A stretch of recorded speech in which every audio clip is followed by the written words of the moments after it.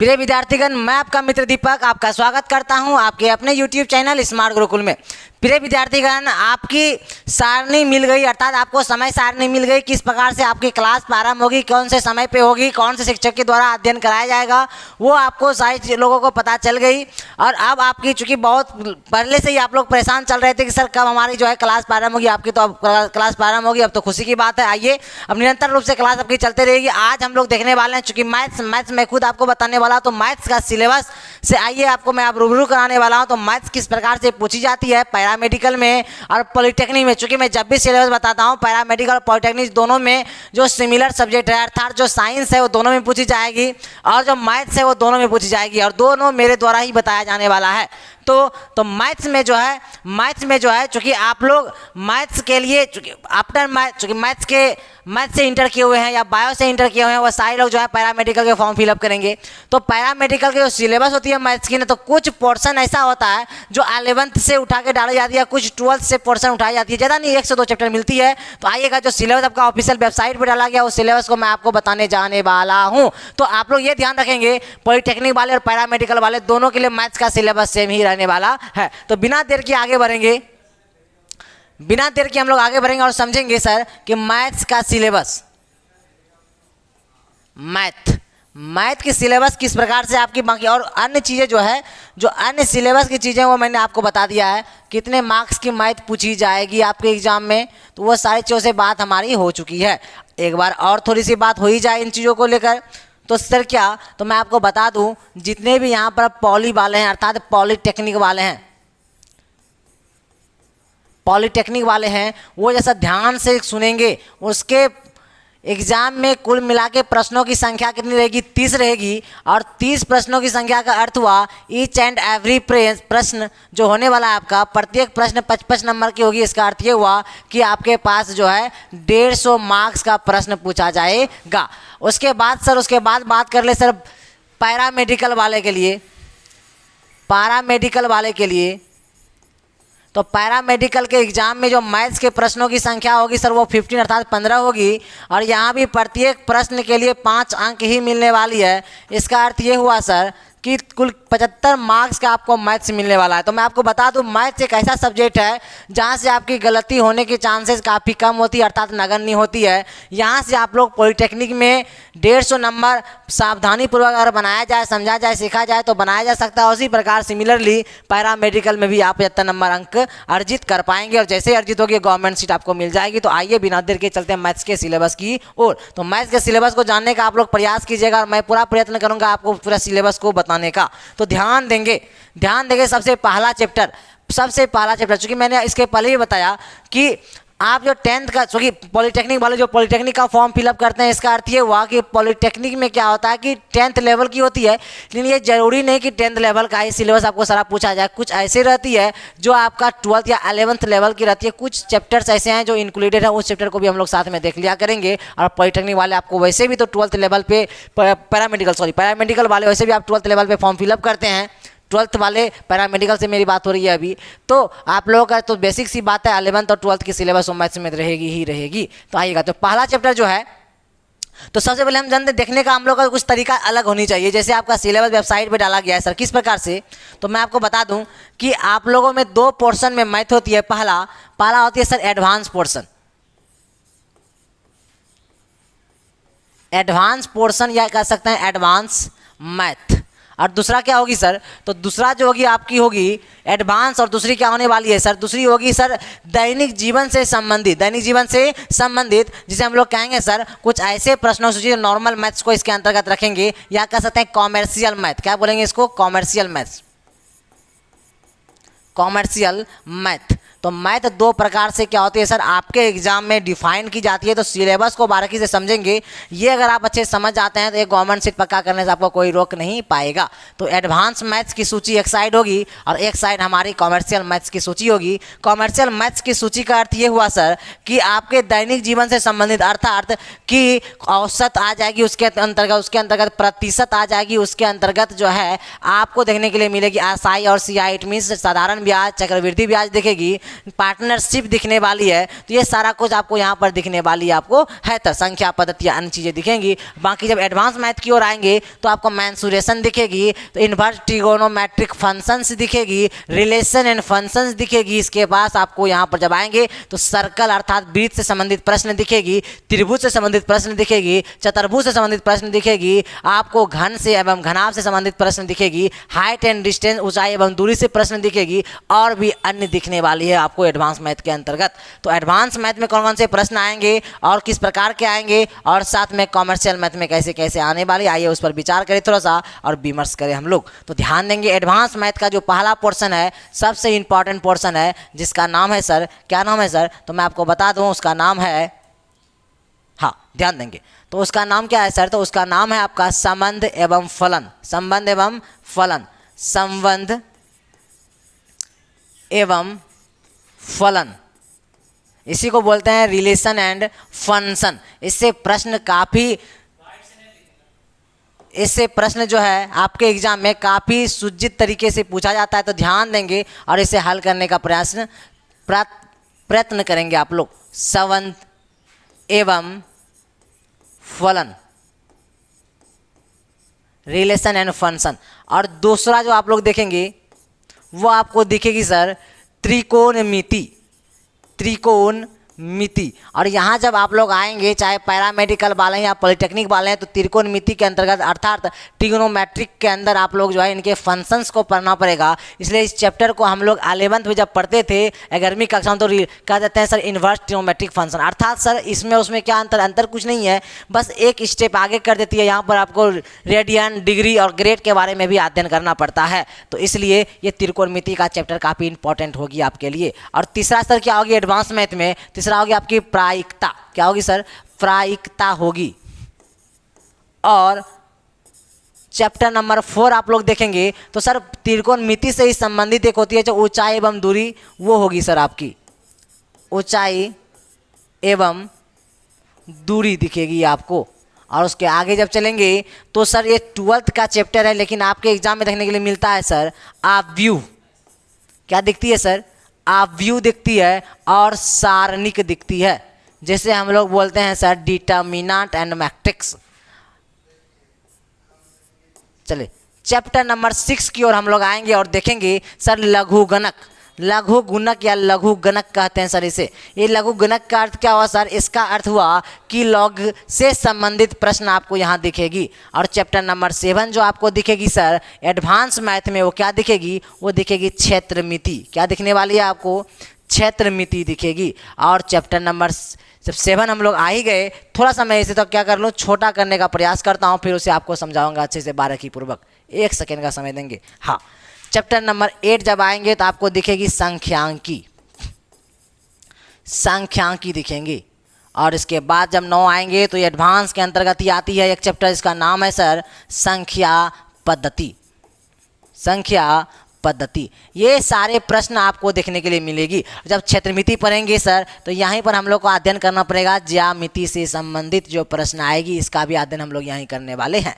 तो ये 9 चैप्टर जो आपका ये एडवांस मैथ से हैं सर। और एडवांस मैथ जो है ये आपके एग्जाम में प्रश्नों की संख्या की अधिकता को दर्शाता है, अर्थात बहुत सारे प्रश्न आपको एडवांस मैथ से दिखती है। और ऐसा नहीं कि सिर्फ एडवांस से, उसके बाद जो कॉमर्शियल मैथ है, चूँकि ये मैथ, चूँकि इसे मैथ्स नहीं कहेंगे, इसे हम लोग क्या कहते हैं कि सर दैनिक जीवन से जोड़कर प्रश्नों को हल करना ही क्या कहलाता है, कॉमर्शियल मैथ। और इसके अंतर्गत कौन कौन सा चैप्टर आएगा, आइए उसको पर विचार करें, उस पर बात करें। तो चैप्टर नंबर यहाँ से भी 1 से हम लोग प्रारंभ करते हैं चीज़ों को देखना। तो यहाँ आप लोग जब देखेंगे तो आपको देखने के लिए सर क्या मिलेगी, तो सबसे पहली चीज़ आपको दिखेगी सर प्रतिशत, प्रतिशत आपको देखनी पड़ेगी। और चैप्टर नंबर 2 की जब और आएंगे तो हम लोग को दिखना पड़ेगा सर, मैंने बताया कि प्रतिशत, लाभ, हानि देखना पड़ेगा हम लोग को, अर्थात प्रॉफिट एंड लॉस। और फिर उसके बाद हम लोग को देखनी पड़ेगी सर, हम लोग को देखनी पड़ेगी, क्या देखनी पड़ेगी सर, तो SI एवं CI अर्थात सिंपल इंटरेस्ट और कंपाउंड इंटरेस्ट हम लोग को देखनी पड़ेगी। उसके बाद जब हम लोग आगे बढ़ेंगे औसत अर्थात एवरेज हम लोग को देखनी पड़ेगी, पार्टनरशिप देखनी पड़ेगी। इस प्रकार से चैप्टर्स को हम लोग आगे बढ़ाते चले जाएंगे। तो प्रतिशत, उसके बाद हम लोग देखेंगे सर लाभ एवं हानि, लाभ एवं हानि को हम लोगों को देखने वाले हैं। और चैप्टर नंबर 3 में क्या देखेंगे सर, तो औसत देखेंगे हम लोग, और चैप्टर नंबर 4 में सर, तो मैंने आपको बताया सर, इसमें हम लोग को देखना होगा सर, क्या सर, कार्य और समय देखनी पड़ेगी, कार्य एवं समय देखनी पड़ेगी। और उसके बाद जब आगे बढ़ेंगे चैप्टर नंबर 5 की ओर, तो यहाँ देखना पड़ेगा दूरी एवं चाल, ये चैप्टर है आपका। और इसके आगे जब हम लोग बढ़ेंगे तो हम लोग को देखना पड़ेगा सर अनुपात एवं समानुपात, अनुपात एवं समानुपात। और इसके आगे जब बढ़ेंगे सर तब, तो इसके आगे जैसे ही हम लोग बढ़ेंगे तो हम लोग क्या देखने वाले हैं सर, सारी चीज़ तो होगा। हाँ, मैंने बताया आपको पार्टनरशिप, पार्टनरशिप का होगा सर साझा या साझेदारी, ये चैप्टर है आपका, नहीं ये हम लोग देख लेंगे। और चैप्टर नंबर 8 की हम लोग जब आगे आएंगे तो बस सबसे इंपॉर्टेंट चैप्टर आपका कॉमर्शियल मैथ का, जिसे हम लोग बोलेंगे SI एवं CI, कंपाउंड इंटरेस्ट एवं सिंपल इंटरेस्ट, ये चीज़ों आपको देखना पड़ेगा।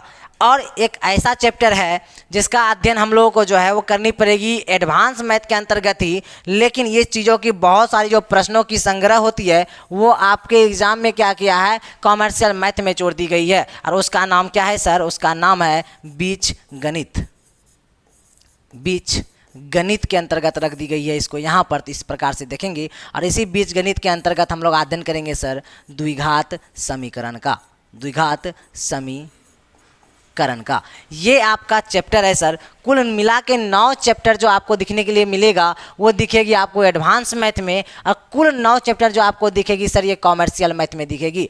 ये आपका सिलेबस है सर, और ये सिलेबस आपका जो एग्ज़ाम आपकी बोर्ड लेती है, DCSE बोर्ड लेती है, उस बोर्ड के अनुसार ये सिलेबस को दर्शाई गई है। ये सारे सिलेबस को अगर बारीकी पूर्वक देखा जाए, पढ़ा जाए, तो आप एग्जाम में सफल हो पाएंगे। ऐसे नहीं कि कुछ से कुछ पढ़ लेनी है, ऐसा हम लोगों को माइंड में रखनी नहीं है। तो मैंने आपको बताया इनमें से कुछ चैप्टर्स ऐसे हैं जो चैप्टर क्या होंगे कि हो सकता है आप लोग के लिए क्या हो सर, नया हो ये चैप्टर। क्यों, बहुत सारे स्टूडेंट ऐसे होंगे जो पॉलिटेक्निक का फॉर्म फिलअप करेंगे और वो 10th पास आउट होंगे, उनके लिए कठिनाई आएगी सर। किस प्रकार से सर, पहला चैप्टर जो आपको संबंध एवं फलन जो एडवांस मैथ की दिख रही है, ये 11th की अर्थात 11वीं कक्षा की है। और आप लोग 11वीं कक्षा अगर पास आउट होंगे तो कोई दिक्कत कठिनाई नहीं होगी। अगर 10th के लेवल पर यह फॉर्म फिलअप करेंगे तो थोड़ी सी कठिनाई दिखेगी संबंध एवं फलन में, और थोड़ी सी कठिनाई आपको दिखेगी आव्यूह एवं सारणिक में। बाकी अन्य चीज़ें आप सारे के सारे जो अंडर 10th की सारे के सारे चीज़ें हैं तो बोलेंगे सर ये त्रिकोणमिति आपको देखने के लिए सर मिलेगी, ये 10th में आपने देख लिया होगा। और प्रायिकता भी आपने 9th में और 8th में भी प्रायिकता आपको देखने के लिए मिली होगी। ऊंचाई एवं दूरी भी आपको 10th में एवं 9th में दिखी होगी। लघु गुणन अर्थात लॉग से संबंधित प्रश्न आपको 8 एवं 9th में दिखी होगी। क्षेत्रमिति, ज्यामिति तो आप लोगों ने बचपन से पढ़ते चले आए हम लोग। संख्यांकी भी आप लोगों ने 9th में देख लिया है, संख्या पद्धति, तो सारी चीज़ें हैं। बस थोड़ी सी सवाल पूछने की तरीका चेंजेस हो जाती है, लेकिन सारा सवाल आपका अंडर 10th ही रहती है। क्योंकि इसमें मैंने क्या बताया, पैरामेडिकल वाले 12th लेवल के फॉर्म फिलअप करेंगे, इसलिए कुछ चैप्टर्स को 12th लेवल और 11th लेवल पे डाल दी जाती है, और उसका लेवल पूछने का तरीका थोड़ा सा आगे चले जाता है। वही सेम चीज़ आपको पॉलिटेक्निक में भी देखने के लिए मिलता है। बाकी इस साइड में आपको जितना कॉमर्शियल मैथ ये सब का सब अंडर 10th की ही होती है। चाहे आप एग्जाम पैरामेडिकल के दे, पॉलिटेक्निक का दे, चाहे आप कोई भी कॉम्पिटेटिव एग्जाम क्यों ना दे, पूरे देश भर में सब का सब अंडर 10th की ही कॉमर्शियल मैथ आपको दिखती है। बस थोड़ी सी लेवल को थोड़ा सा हाई इसलिए कर दी जाती है चूँकि आप लोग आफ्टर पैरामेडिकल के बाद आप लोग डॉक्टर बनने वाले हैं, आफ्टर पॉलिटेक्निक आप लोग इंजीनियर बनने वाले हैं। थोड़ी सी तो कठिनाई के दौर से आपको गुजरना ही पड़ेगा। तो ये आपका सिलेबस रहा, मैं आशा करता हूँ इस सिलेबस को आप समझ पाए होंगे। तो आइएगा जी बाबू। हाँ, बीज गणित को देखिए होता क्या है, इन चीज़ों को स्पेलिंग एरर से नीचे सर के द्वारा भी बताया जा रहा है। तो बीज गणित को बीज गणित बोलते हैं, कोई कठिनाई कोई गलत यहाँ पर बीज गणित था नहीं, हाँ इसे सही कर देंगे। मुझे ऐसा लगा कि कहीं बीज गणित को कभी ऐसा तो नहीं, कई बुकों में आपको ऐसा दिखता है बीज गणित दिखता है। क्या दिखता है सर, बीज गणित दिखता है। तो इसके लिए परेशान नहीं होना, बीज गणित कहा जाए या बीज गणित, बोथ आर सेम। थोड़ी सी मिस्टेक थी, एरर थी, तो इसलिए सर के द्वारा मुझे आगे से बताया गया। खैर ये सारी चीज़ें थी, ये सिलेबस थी आपकी, आशा करते हैं आप सीख गए होंगे।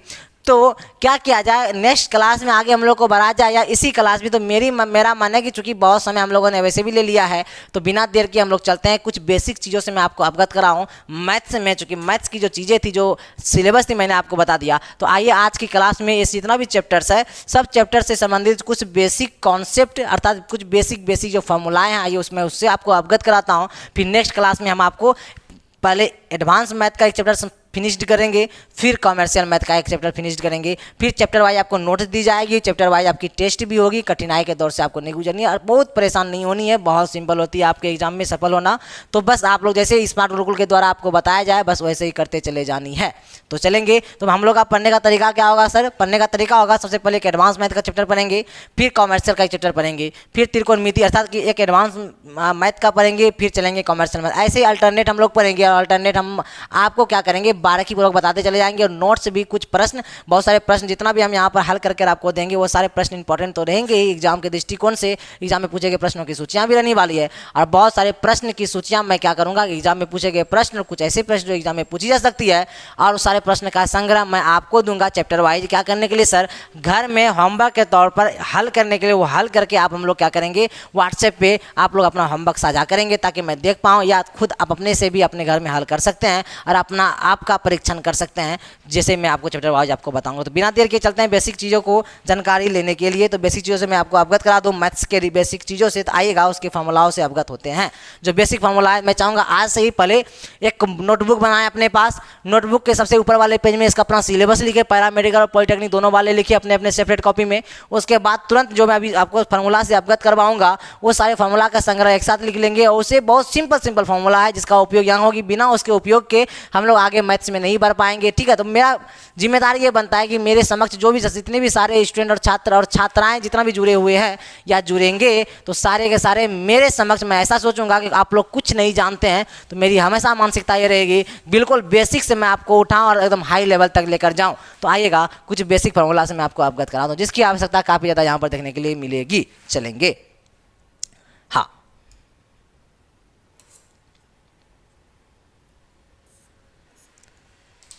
चलेंगे, आइए ध्यान देते हैं हम लोग इस चीज़ को समझने का आप लोग भी प्रयास कीजिएगा।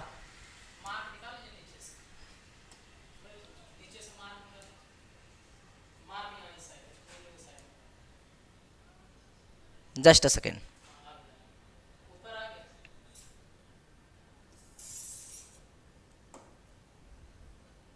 हाँ ध्यान देंगे, जरा सा ध्यान देनी है सर कि कुछ ऐसी चीज़ें जिसकी आपको जानकारी है, बस मैं आपको दिशा दिखाना चाह रहा हूँ कि कहाँ आप मिस्टेक कर सकते हैं। इतनी छोटी छोटी जानकारी आपको है या भूल गए, अगर है तो उसे रिवीजन कर ले ताकि हम लोग जब मैथ्स प्रारंभ करेंगे वहाँ आपको दिक्कत ना हो।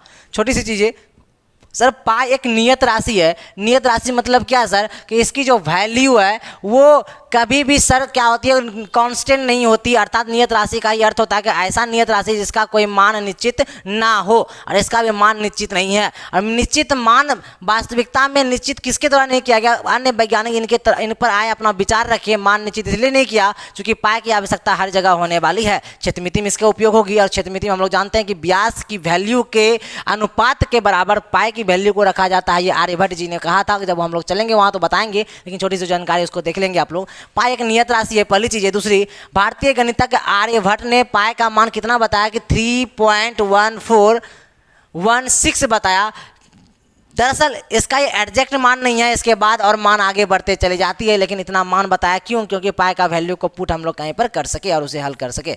और तीसरा क्या है सर, पाई का निकटतम मान जो हम लोगों के द्वारा माना जाता है 22/7 या 3.14 माना जाता है। जब 22 में 7 से जब भाग देंगे तो 3.14 mm समथिंग आती है, लेकिन हम लोग इसका निकटतम वैल्यू ये लेकर चलते हैं और मानते हैं। एक सेकेंड समय देंगे आगे, हाँ ध्यान दीजिएगा जरा सा। यस, आई थिंक आप लोगों को थोड़ी सी कठिनाई हो रही होगी देखने में, जब हम लोग पढ़ ही रहे हैं तो इसकी जानकारी अच्छे से आपके पास होनी चाहिए। छोटी छोटी जानकारी है, बस एक सेकेंड का समय देंगे। हाँ ठीक है सर, चलेगा।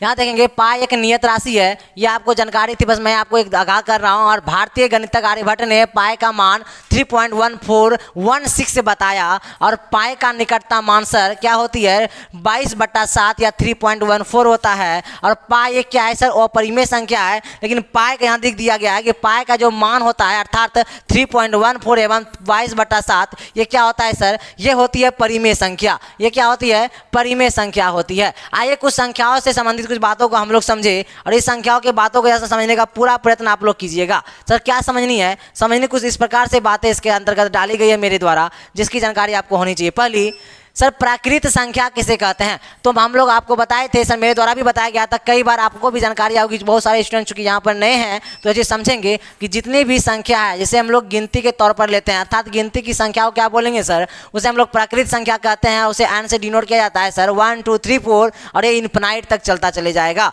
पहला सर। दूसरा क्या है सर, पूर्ण संख्या किसे कहेंगे? तो मैंने क्या बताया, गिनती की संख्या में अर्थात 1 2 3 इन्फिनाइट तक, इसमें सिर्फ और सिर्फ जीरो जुड़ जाएगा तो वो क्या कहलाएगा? वो कहलाएगा पूर्ण संख्या। इसे हम लोग W से डिनोट करते हैं। डिनोट किससे किया जाता है, ये चीज़ आपके मन में रहना चाहिए, इस चीज़ को ध्यान में आप लोग रखेंगे। आगे चलेंगे हम लोग कि सर पूर्णांक संख्या किसे कहेंगे? तो पूर्णांक संख्या के यहाँ पर तो नहीं डाला गया कि एक चीज़ को समझेंगे सर, पूर्णांक संख्या किसे कहेंगे? पूर्णांक संख्या सर जीरो तो रहेगा ही, साथ में गिनती की भी संख्या रहने वाली है इसके साथ, और ये इन्फिनाइट तक चलेगा। उसी प्रकार सिमिलरली इस साइड भी आएगी सर, -1 -2 -3 ये चलता चले जाएगा। अर्थात ऋणात्मक, धनात्मक एवं शून्यात्मक मान सबके संग्रह को हम लोग क्या बोलेंगे सर? उसे हम लोग कहते हैं सर पूर्णांक संख्या। ये चीज़ को आप लोग समझेंगे, इसे बारीकी से आप लोग समझने का पूरा प्रयत्न कीजिएगा, क्योंकि ये सबसे जानकारी आपको होगी, लेकिन मेरी मानसिकता है आपको मैं सब कुछ बताऊं, जानकारी दूं। आएगा कुछ क्षेत्रमिति से संबंधित फॉर्मूला से, आइए हम थोड़ा अवगत हो जाए हम लोग किस प्रकार से इस फॉर्मूला का उपयोग हम लोग भी आगे चलकर करेंगे और यहाँ पर किस प्रकार से किया गया है, क्योंकि इन सारी चीज़ों की आवश्यकता आपको होगी। ये PDF आपको दे दी जाएगी, परेशान मत होइएगा, चलेगा। क्षेत्रमिति से संबंधित सूत्र, जितना भी क्षेत्रमिति से संबंधित आएगी, क्योंकि क्षेत्रमिति को हम लोग जब देखते हैं तो किस तौर पे देखते हैं, एक 2D के तौर पर देखते हैं और एक देखते हैं 3D से तौर पर। सर ये 2D 3D का मतलब क्या होता है? जब क्षेत्रमिति प्रारंभ करेंगे तो बताया जाएगा मेरे द्वारा। 2D का मतलब 2 डायमेंशनल, जहाँ पर 2 डायमेंशनल की बातें होगी, और 3D मतलब 3 डायमेंशनल होगी। अर्थात ये जो अभी हम लोग फॉर्मूला देख रहे हैं ये सब का सब होगी 2D से संबंधित फार्मूला, और 2D से संबंधित जब फार्मूला हम लोग देखेंगे तो ये सब का सब होगी सर। सिर्फ फार्मूला में हमेशा जहाँ भी हमको दिखेगी बस 2 चीज़ें ही दिखेगी। क्या देखने वाली? सपोज हम लोग यहाँ वर्ग का फॉर्मूला देखेंगे तो वर्ग में क्या है सर, वर्ग का क्षेत्रफल क्या होती है सर? A का स्क्वायर, अर्थात भुजा का स्क्वायर, जो भुजा आपकी होती है उसका स्क्वायर सर। और इसका जब परिमाप देखेंगे तो 4 गुना क्या होगी सर? भुजा होगी। छोटी छोटी जानकारी आपको है, लेकिन मैं चाहूँगा कि मैं भी आपको थोड़ा सा दे दूँ। तो आयत का सर क्या होता है क्षेत्रफल? तो L गुना B होगा, और उसका क्या होगी सर? परिमाप क्या होगी? 2 × L + B होगा। ये लंबाई चौड़ाई, ये सारी जो जानकारी आपको है सर, किसे हम लोग किसे डिनोट करते हैं, बस एक बार मैं रीड कर लूँ, आप लोग भी इसे समझने का प्रयत्न कीजिएगा। सर वृत्त का क्षेत्रफल सर πr² होगी। आप अपने नोटबुक में भी नोट्स बना लेंगे ताकि दिक्कत ना हो, रिवीजन बार बार करते रहें। और साथ में सर परिमाप क्या होती है सर? 2πr होती है। और विषमबाहु जो त्रिभुज होगा सर उसका क्या होगा सर? तो उसे क्या बोलेंगे हम लोग? हीरोन सूत्र जो 9th में पढ़े थे उसकी सहायता से हम लोग इसे हल कर पाते हैं। तो √S S - A S - B S - C होता है सर। और जहाँ S क्या है सर? S आपका A + B + C बटे क्या होते हैं सर? 2 होती है। तो इस प्रकार से आप लोगों को जानकारी है। इसका परिमाप सर क्या होती है? A + B + C होती है। समद्विबाहु त्रिभुज की जब बात करें तो ½ गुना B गुना H होती है। और इसका जब देखेंगे परिमाप तो 2 × A + B होगी। समबाहु त्रिभुज को जब देखेंगे तो √3/4 गुना क्या होगी सर? भुजा स्क्वायर होगी। और जब यहाँ आएंगे परिमाप की ओर तो 3 गुना भुजा होता है। 3A का मतलब 3 गुना भुजा। आगे समकोण त्रिभुज में जब बात करेंगे तो यहाँ पर जिसका क्षेत्रफल क्या होगी? ½ गुना B गुना H होगी। और जब यहाँ आएंगे परिमाप की ओर तो क्या होगी सर? तो B गुना H और गुना H होगी। सर ये H क्या है सर? हाइपोटेनियस है सर। हाइपोटेनियस मतलब होता है सर कर्ण होती है, जो कर्णों की आवश्यकता यहाँ होगी समकोण त्रिभुज में। आगे समचतुर्भुज की बात करेंगे तो ½ गुना D1 पहला विकर्ण और दूसरा विकर्ण को आपस में गुना करते हैं, और गुना करते हैं ½ से, अर्थात 1/2 से। ये आपका क्या होती है सर? क्षेत्रफल होती है। जब इसका हम लोग बात करेंगे किस क्या सर? परिमाप की तो क्या होगी सर? 4 गुना साइड मतलब वही भुजा की बात यहाँ भी हो रही है। आगे चलते हैं समांतर चतुर्भुज में जब आएंगे तो ये भी क्या होगी सर? आपकी क्षेत्रफल होगी तो B गुना H होगी। जब यहाँ आएंगे 2 × L + क्या होने वाली है? B। और समलंब चतुर्भुज जब आएंगे तो ½ गुना H × A + B और A + B + C + D परिमाप होगी। ये 2D फार्मूला, ये सब का सब क्या है सर? 2D फार्मूला एक साथ आप लोग नोट्स बना लेंगे, और कहीं दिक्कत कठिनाई हो तो आप लोग मैसेज करके भी बताएंगे। आगे चलते हैं ये 3D आकृति की ओर हम लोग आगे, जितने भी 3D से संबंधित फार्मूला होगी क्षेत्रमिति से जो रिलेटेड आए उस पर थोड़ा बात कर ले, उस पर थोड़ा विमर्श कर ले। आप लोग इससे क्या करेंगे? नोटबुक में रख लेंगे। आगे आकृति क्या है सर? घन। तो घन का क्षेत्रफल, घन का आयतन क्या होती है सर? तो घन का जब आयतन का बात करें तो क्या होती है सर? भुजा Q होता है। घनाभ का आयतन क्या होती है सर? L गुना B गुना क्या होती है सर? H होती है। और गोला का सर 4/3 πr³ होती है। और अर्धगोला का क्या होता है? 2/3 πr³ होगी। और बेलन का सर πr² H होती है। और शंकु का 1/3 πr² H होता है। ये वक्र क्षेत्रफल, हम वक्र पृष्ठीय क्षेत्रफल देखेंगे, या इसी को बोलते हैं सर पार्श्व पृष्ठीय क्षेत्रफल बोलते हैं। और इधर देखेंगे कुल पृष्ठीय क्षेत्रफल। इससे संबंधित प्रश्नों को क्या जाता है? हल किया जाता है। आइएगा इसी को समझिएगा। इसका फॉर्मूला आप लोग यहाँ देख पाएंगे सर। क्या होती है? घन का वक्र पृष्ठीय क्षेत्रफल 4 भुजा स्क्वायर घनाभ का वर्ग पृष्ठीय क्षेत्रफल नहीं 2h into L plus B, और गोला का 4πr², अर्धगोला का 2πr², बेलन का 2πrh और शंकु का πrl होता है। इस चीज़ को एक साथ आप लोग लिख कर रख लेंगे ताकि दिक्कत कठिनाई ना। और कुल पृष्ठीय क्षेत्रफल का बात करेंगे तो घन का क्या होगी सर 6 गुना भुजा स्क्वायर होती है, और घनाभ का क्या होगा 2 into L B B H और एच एल होता है। और जब बात करेंगे सर गोला का कुल पृष्ठीय क्षेत्रफल क्या होगा तो πr² होती है, ये चीज़ ध्यान रखिएगा। और अर्धगोला में जब आएंगे तो क्या होगा 3πr² होगी, और बेलन में जब आएंगे तो 2πrh प्लस 2πr² होता है। अब शंकु में हम लोग जब आएंगे तो इसका हम लोग ने बताया था वर्ग पृष्ठीय क्षेत्रफल πrl होता है, और जब आएंगे कुल पृष्ठीय क्षेत्रफल तो πr into r plus l होता है। ये छोटी सी फॉर्मूला है। मैं चाहूँगा कि यहाँ पर आप लोग दिक्कत कठिनाई ना हो, जब आप मेरे द्वारा आपको पढ़ाया जाए, समझाया जाए, सिखाया जाए, तो आप लोग ये छोटी छोटी जानकारी से आपको ऐसा ना हो कि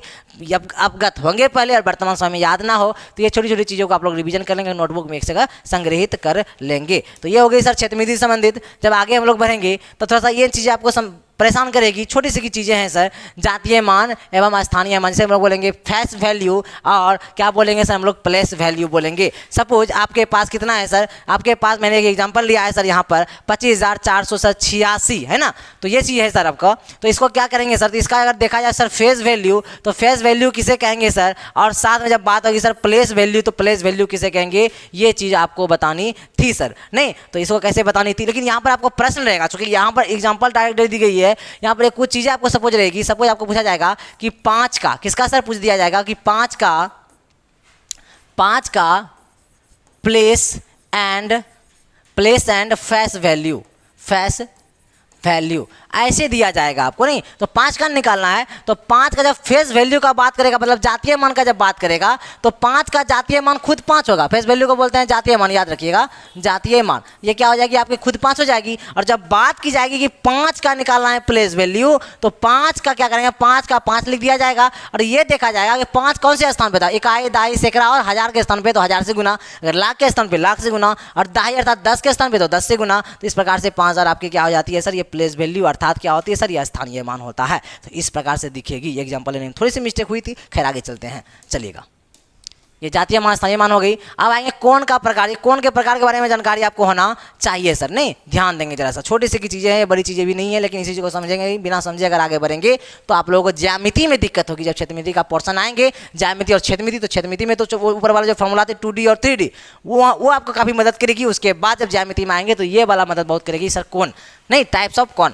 तो कोण कितने प्रकार का होता है सर, तो कोण बहुत सारी प्रकार का होता है, लेकिन उनमें से जो मुख्य और प्रमुख जो कोण होता है सर, वो क्या होता है, वो होता है सर न्यून कोण। सर न्यून कोण किसे कहेंगे सर, न्यून कोण समझेंगे। ये क्या होता है सर, ये होता है सर 90 डिग्री से क्या होता है सर, 90 डिग्री से सर ये छोटा होगा, 90 डिग्री से क्या होगा, ये छोटा होगा। और सर 0 डिग्री से क्या होगा सर, ये होगा सर बड़ा। ये चीज़ ध्यान रखिएगा। नहीं तो ये चीज़ को आप लोगों को ध्यान जब रखेंगे तो आप लोगों को तब जानकारी यहाँ से हो सकती है। सर न्यून कोण किसे कहेंगे, तो न्यून कोण से संबंधित जितना भी होगी सर, कौन कौन सा होगा, तो मैं आपको बता दूँ कि न्यून कोण क्या होगी, नंबर से छोटा आप कोई भी ले सकते हैं, 89 भी हो जाएगा सर न्यून कोण। उसी प्रकार से मैंने देखिए एग्जांपल कुछ लिया है सर, 30 हो गई, 45 हो गई, 60 हो गई और 75, ये सब का सब आपका न्यून कोण है। सर समकोण किसे कहेंगे सर, तो समकोण के लिए तो सिंपल है सर, इसका फिगर, इसकी आकृति तो बिल्कुल ऐसे ही बनेगा। ये वाला कोण क्या होता है सर, 90 होती है, अर्थात कोण भी कितना होता है सर, 90 होता है। इसे हम लोग बोलते हैं समकोण। क्या बोलते हैं सर इसको हम लोग समकोण बोलते हैं। और ये जो समकोण त्रिभुज जब देखेंगे हमेशा ये पाइथागोरस प्रमेय पर कार्य करता है, उसके आधार पर कार्य करता है। इसे हम लोग क्या बोलेंगे सर, इसे हम लोग बोलेंगे सर कर्ण, इसे लंब, इसे क्या बोलेंगे सर आधार बोलेंगे। और समकोण त्रिभुज का हमेशा जो डिग्री बस एक ही होता है सर 90।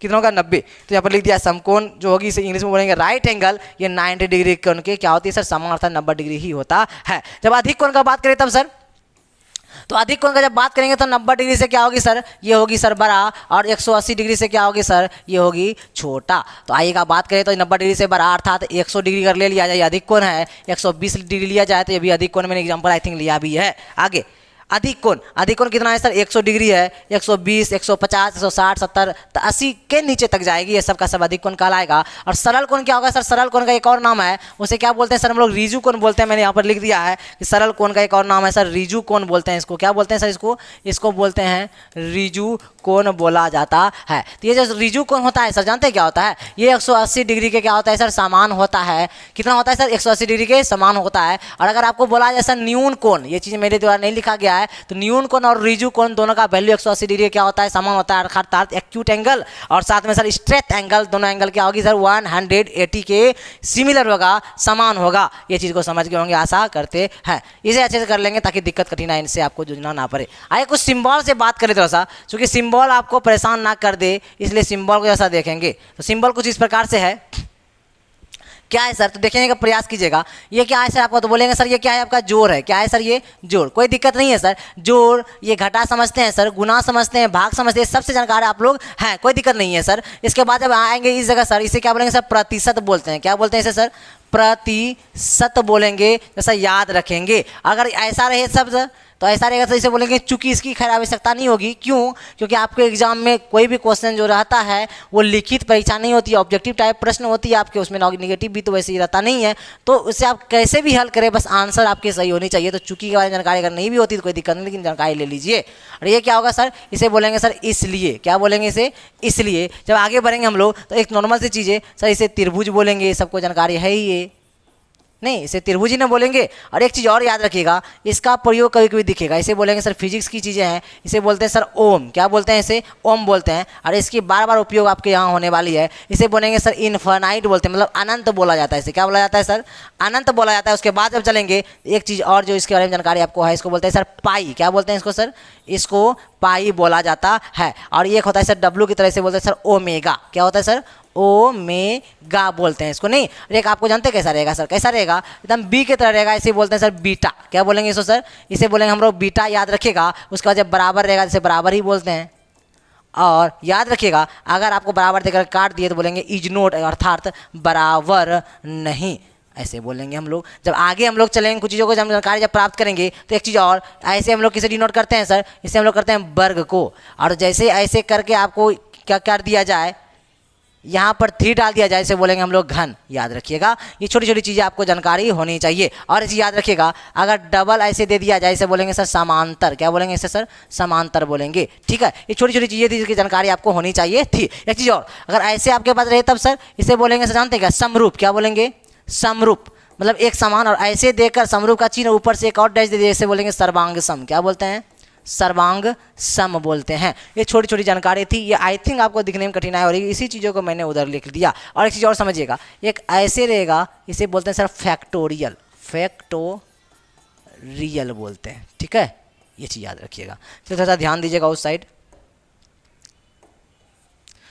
ध्यान दीजिएगा। यहाँ पर छोटी छोटी चीज़ें हैं सर, ए प्लस बी का होल स्क्वायर, तो a square plus 2ab plus b square, a minus b का whole square, a square minus 2ab plus b square, a square plus b square, तो ए प्लस बी का whole square minus 2ab, a square minus b square, a minus b, a plus b पर whole cube, a cube b cube thrice a b into a plus B, या a cube plus thrice a square b plus thrice a b square plus b cube. इसी प्रकार से अन्य formula भी आपको देखने के लिए मिलती है, सब सिमिलर ही है। और इसे बाकी जब हम लोग आएंगे अलजेब्रा में सारे फार्मूला को हम लोग सिद्ध करने सीखेंगे। क्यों? क्योंकि फार्मूला को डायरेक्ट आपको सिद्ध करने के लिए भी एग्जाम में किस प्रकार से दी जाती है। सपोज कि आपको ये फार्मूला नहीं पूछी दी गई है, डायरेक्ट आपको फार्मूला का वैल्यू दे दी गई है, इसे आप लोग को कहाँ लानी है सर, फार्मूला में रूपांतरण करनी है। कैसे गुना करेंगे, अर्थात कैसे सिद्ध करेंगे, तो कैसे हल करेंगे, ये भी मैं आपको बताने वाला हूँ। जैसे ही आएंगे अलजेब्रा में तो उसे ऐसा करने वाले हम लोग हैं, तो परेशान होने की आवश्यकता कतई नहीं है। चलते हैं नेक्स्ट टॉपिक पे। तो नेक्स्ट टॉपिक की ओर बढ़ेंगे तो छोटी छोटी जानकारी जो आपको होनी चाहिए सर। क्या सर, आइए इस बोर्ड में बहुत सारी छोटी छोटी जानकारी है लेकिन बहुत महत्वपूर्ण है। कहा जाता है सर छोटी है मगर काफ़ी ज़्यादा मोटी है। छोटी छोटी बातें हैं लेकिन काफ़ी मोटी मोटी बातें, इसे समझेंगे जरा सा। कुछ ऐसी चीज़ें हैं, मतलब स्क्वायर जो है, 1 के स्क्वायर से लेके 20 तक का स्क्वायर आपको कंठस्थ होनी चाहिए ताकि क्वेश्चन को हल करने में कोई कठिनाई ना हो, दिक्कत ना हो। जैसे फॉर एग्जांपल 1 का स्क्वायर 1 ही होगा, 3 का 9, 5 का 25, 7 का 49, 9 का 81, 11 का 121, ऐसे ही करते हुए 20 का 400। ऐसे स्क्वायर आपको याद होनी चाहिए सर। क्यों? क्योंकि क्वेश्चन को हल करने में समय ना लगे। ऐसे गुना करके तो आप कर सकते हैं लेकिन समय काफ़ी कम रहती है आपके एग्जाम में और क्वेश्चन को हल भी करना पड़ता है। तो मैथ्स थोड़ा कम समय में ज़्यादा हल करना है, इसलिए क्या करना पड़ेगा, ये सारे कुछ याद रखनी पड़ेगा। उसी प्रकार सिमिलरली आप लोगों को क्यू 1 का क्यू 1, 2 का क्यू 8 और 3 का क्यू 27, 4 का क्यू 64 और उसी प्रकार 20 का क्यू 8000, ऐसे 20 तक क्यू का आपको याद रखनी पड़ेगी। आगे चलते हैं, सब आगे चलेंगे हम लोग तो कुछ चीज़ों की जानकारी आपको पहले से है कि रेखा कोष्ठक किसे कहेंगे सर, गोल ब्रैकेट या छोटा ब्रैकेट किसे कहते हैं, बड़ी ब्रैकेट किसे कहते हैं, मंझली ब्रैकेट किसे कहते हैं, अन्य चीज़ों के बारे में जानकारी आपको है। तो बोर्ड मास भी जानकारी है, का भागा गुण जोड़ घटा, ऐसे ऐसे लिखते हैं बोर्ड मास को। पहले पहले कोष्टक की क्रिया करते हैं, फिर का की क्रिया करते हैं, फिर भाग का, फिर गुना का, फिर जोड़ का, फिर किसका सर घटाव का करते हैं। ये छोटी छोटी चीज़ें थी, जानकारी आपको होनी चाहिए। आगे ये क्लास 10th में आप लोगों ने देखा होगा, ये वैल्यू आपको याद होनी चाहिए। खैर वैल्यू का आप लोग ऐसे भी ज्ञात कर सकते हैं, ऊपर मैंने डाल दे रखा है, लेकिन ये ज्ञात करना नहीं है, कंटेस्ट याद होनी चाहिए ताकि डायरेक्ट फॉर्मूला को आप पुट कर सके। जैसे साइन 00, साइन 30 हाफ, साइन 45 1/√2 होता है, नहीं साइन 60 3/2 और साइन 91 होता है। वैसे ही डायरेक्ट आप लोग याद कर लेंगे ताकि दिक्कत कठिनाई ना हो। एक साथ जगह नोट्स बनाए रखेंगे, रोज एक बार उसे देख ले, नहीं चलेगा। अब आगे चलते हैं सर, प्रायिकता का कुछ फॉर्मूला से आप लोग अवगत करा दे कि प्रायिकता होना और प्रायिकता नहीं होना, मतलब होने की प्रायिकता और नहीं होने की प्रायिकता अगर दोनों को जोड़ा जाए तो आंसर क्या आती है सर, एक आती है, चीज याद रखेंगे। घटना के अनुकूल जो संयोग अनुपात होगा सर क्या होगी, तो दोनों का अनुपातिक राशि होगी, अर्थात घटना होने की प्रायिकता और अनुपातिक राशि अनुपात से जोड़ा जाएगा घटना नहीं होने की प्रायिकता, अर्थात कि प्रायिकता होने की प्रायिकता और बटा नहीं होने की प्रायिकता। जब प्रायिकता पढ़ाएंगे तब उस जगह समझ में भी अच्छे से आएगी, लेकिन एक जगह नोट्स बनाकर रहेगा तो आप लोग रिवीजन करेंगे तो मन में ऐसा लगेगा कभी ना कभी मैंने ऐसा देखा था। ओके आगे चलते हैं सर, घटना के प्रतिकूल या अनुकूलता प्रतिकूलता, जब अनुकूल घटना देखेंगे तो होने की प्रायिकता ऊपर, नहीं होने की प्रायिकता नीचे। जब प्रतिकूल देखेंगे तो नहीं होने की प्रायिकता ऊपर और होने की प्रायिकता नीचे रखेंगे। आगे यदि घटना के यदि घटना के अनुकूल संयोग अनुपात देखेंगे तो ये अनुपात बी को हम लोग देखने वाले हैं। आगे चलेंगे, फिर उसके बाद देखेंगे सर घटना होना और घटना नहीं होने की प्रायिकता एक, ये तो पहले ही हम लोगों ने देख लिया था। आगे चलेंगे सर समय एवं दूरी से संबंधित चीज़ों को, ये बहुत महत्वपूर्ण है। देखिएगा जरा सा, समय के सूत्र को किस प्रकार से हम लोग देखते हैं, आइए देखते हैं। चाल, समय और दूरी, इससे संबंध रखने वाले जो सूत्र होते हैं उसका आवश्यकता, समय दूरी एक चैप्टर ही आपका है कॉमर्शियल मैथ में, वहाँ ये आपको उपयोग में आएगी। जैसे दूरी का फॉर्मूला होगी चाल गुना समय, और समय का दूरी बटा चाल, और चाल का दूरी बटे समय। और एक चीज़ और ध्यान रखना पड़ेगा, ऐसे सवाल में जब किलोमीटर में कोई चीज़ दिया रहे और उसे हम लोग अगर बदलना हो किस में, सेकेंड में, तो 5/18 से करते हैं गुना, ये चीज़ याद रखेंगे। आगे चलते हैं, ये चीज़ लिख लेंगे, परेशान नहीं होंगे। कई लोग ऐसा लग रहा होगा सर कि ये सर क्या फॉर्मूला बता रहे हैं सर, समझ में आ रही है। फॉर्मूला समझने की चीज़ नहीं होती है, जब हम लोग हल करेंगे तब आपको पता चलेगी। अभी वर्तमान में आपको ये करनी है कि सारे जितना भी फॉर्मूला है एक साथ एक नोटबुक के सबसे ऊपर वाले भाग में अच्छे से लिख ले, उसके बाद तो फिर हम चैप्टर वाइज हम लोग आगे बढ़ेंगे ही। जैसे चैप्टर जिस चैप्टर को लेकर आएंगे उसमें जो फॉर्मूला का उपयोग होगी उसे वहाँ करेंगे, उस फॉर्मूला को मैं प्रूफ भी करते चले जाऊँगा, आपको कठिनाई नहीं होगी, मैं ये वादा करता हूँ और गारंटी भी देता हूँ। आगे सर सूत्र, किसका सूत्र सर, औसत से संबंधित फॉर्मूला को ध्यान में रखेंगे।